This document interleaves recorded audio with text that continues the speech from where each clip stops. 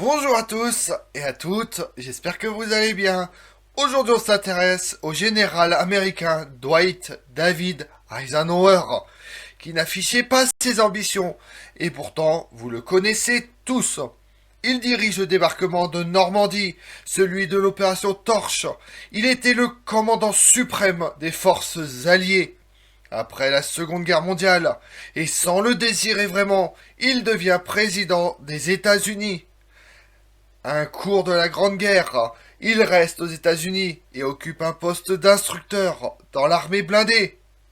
Au retour de la paix, il est capitaine et le demeure 16 ans. En 1933, le chef de l'état-major, le général Douglas MacArthur, un autre nom qu'on connaît, le remarque et l'emmène avec lui aux Philippines en 1935 jusqu'en 1939. En mars 1941, Eisenhower accède au grade de colonel, quelques mois plus tard à celui de général. Puis on connaît la suite, mais vous voulez en savoir plus sur le général Eisenhower? Venez avec moi. En août 1940, Dwight David Eisenhower a 49 ans. Colonel à titre temporaire, il espère prendre la tête d'un régiment blindé. Ce serait son premier commandement. 4 ans plus tard, au soir du 5 juin 1944, chef suprême des forces alliées en Europe, il déclenche l'opération Overlord, le débarquement en Normandie. La guerre terminée, malgré un désir maintes fois exprimé d'aller à la pêche à la truite, il deviendra président de l'Université de Columbia, puis patron du CHAP, état-major des forces alliées en Europe, avant d'occuper la Maison Blanche en janvier 1953 à janvier 1961. Une carrière terne en apparence, avait constitué le bagage de compétences nécessaires pour exercer, le moment venu, d'écrasantes responsabilités. Eisenhower s'est construit lui-même, pièce par pièce. Né le 14 octobre 1890 à Denison, au Texas. Eisenhower vit son enfance dans un bourg du Kansas profond, à Abilene. La ville semble sortir d'un western. Le football américain, les bagarres remplacent à peine les colts. Eisenhower y apprendra les règles du vieil Ouest, le combat à la loyale, pour compléter la paye de son père à la laiterie. Hank, nul ne sait d'où vient ce surnom, vend les légumes du jardin. À la maison, les 7 fils et les parents se serrent autour du piano, seul luxe, et de la Bible. Là gît la vraie pierre d'angle. Le père et la mère appartiennent à la secte ménonite des River Brantret. Toute la vie d'Eisenhower sera marquée par une morale scrupuleuse. À la Maison Blanche, il ouvrira tous les conseils de cabinet par une prière silencieuse. Et il opposera toujours la foi et la justice qui animent la démocratie américaine au mal qu'il combattra sous les avatars successifs du nazisme, du colonialisme et du communisme. Le lycée terminé, Eisenhower est contremaître de nuit à la laiterie pour payer les études de son frère Edgar. Enfin, il obtient une bourse et choisit de se présenter à West Point, parce que cette école militaire est gratuite. Il y réussit assez bien, laissant le souvenir d'un bel athlète et d'un bon copain, plus que d'un cadet exceptionnel. En 1916, il réussit la seule conquête éclair de sa carrière. Il épouse Mamie Doute, d'une famille aisée de Denver. En 1917, les États-Unis entrent en guerre dans la Première Guerre mondiale. Eisenhower sait exposer les choses simplement. Il sera instructeur dans divers camps, notamment sur un char Renault, l'arme de l'avenir. En novembre 1918, il va partir pour la France quand l'armistice le précède. L'Amérique de l'après-guerre, n'entretenant pas d'importante armée permanente, il songe à pantoufler. Une affectation à Panama en 1922 l'en dissuade. Il y sert le général Connor, qui lui communique 2 convictions. 1. La paix bancale engendra une nouvelle guerre entre les puissances européennes. 2. Un commandement unique des armées alliées sera nécessaire pour éviter les difficultés connues en 14-18. Une stratégie commune suppose de lever les obstacles diplomatiques et politiques. Eisenhower en prend note. Le soir, il étudie les batailles célèbres de l'histoire. En 1925, il entre premier à l'école de commandement de l'état-major général. Il s'y familiarise avec les rouages du haut commandement. Un instructeur, le major Patton, lui dit « Un jour, je servirai sous vos ordres ». Pour l'instant, Eisenhower est rattaché à la commission des monuments de guerre. On lui demande de partir de monceau de documents de rédiger un guide sur la guerre américaine en France en 1917 et 1918. L'occasion d'exercer son esprit de synthèse et surtout d'aller voir sur le terrain en juillet 1928. Eisenhower y gagne une précieuse connaissance des champs de bataille. Il y gagne aussi l'estime du général Pershing, l'ancien chef de l'armée et l'un de ses proches, le général Marshall, le futur patron.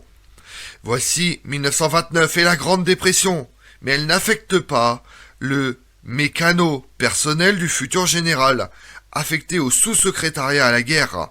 Il répertorie les sources de matières premières nécessaires, les ressources de main-d'œuvre et se convainc qu'un plan de mobilisation de l'économie conditionne toute action militaire. En 1934, le général MacArthur le remarque et l'emmène aux Philippines.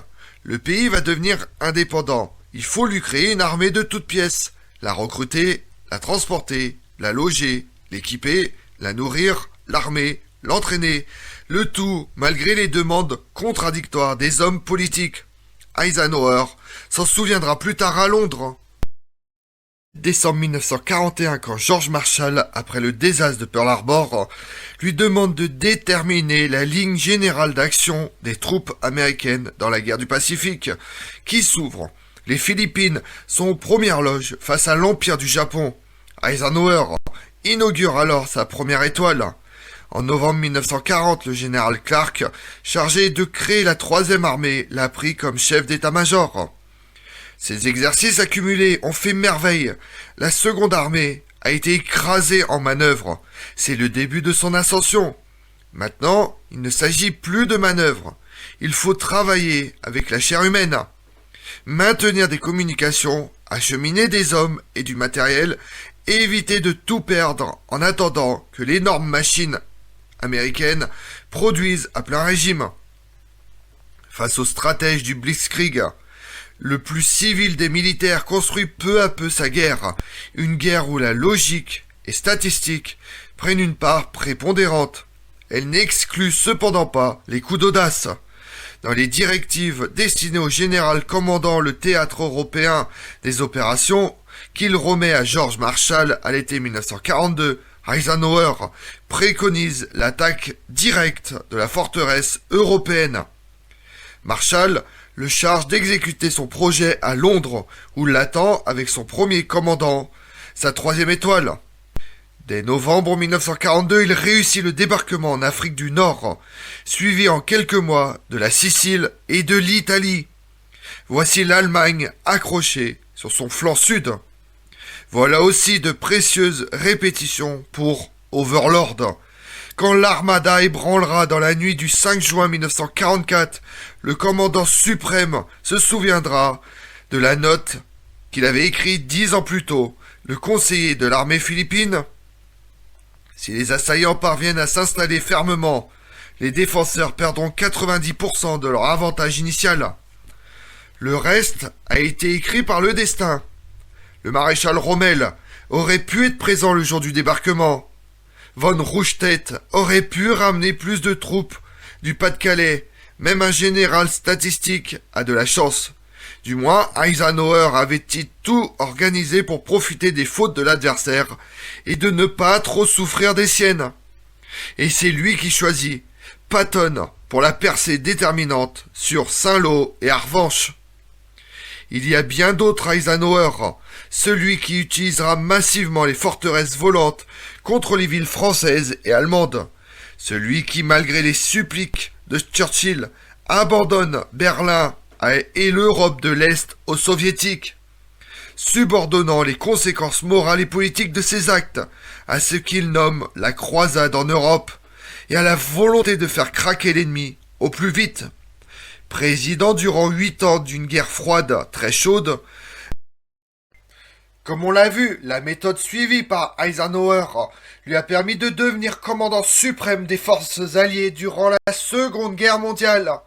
Général victorieux à la tête des armées alliées en 1945, Dwight David Eisenhower fut président des États-Unis à l'époque de la guerre froide pour 2 mandats. Il ébauche cependant une politique de coexistence pacifique entre l'Union soviétique et les États-Unis. En vertu d'un amendement à la Constitution promulguée en 1951, Eisenhower ne peut pas se présenter à un 3e mandat. Lui, qui avait fait revenir les républicains au pouvoir, aura pour successeur un démocrate, un certain John Fitzgerald Kennedy. Il publiera ses mémoires sur la période 1956-1961 et 1963-1965. Je vous remercie d'avoir suivi cette vidéo en ma compagnie. Si vous voulez connaître mes autres vidéos, retrouvez-moi sur ma chaîne YouTube Tout sur l'Histoire avec Damien, mais également sur les réseaux sociaux, Twitter et Instagram, Histoire Damien. Et pensez à liker, commenter et vous abonner. Je vous remercie à tous et n'oubliez pas notre petit jeu de trouver les lutins farceurs dans chaque vidéo en attendant Noël. C'est un peu comme un calendrier de l'Avent.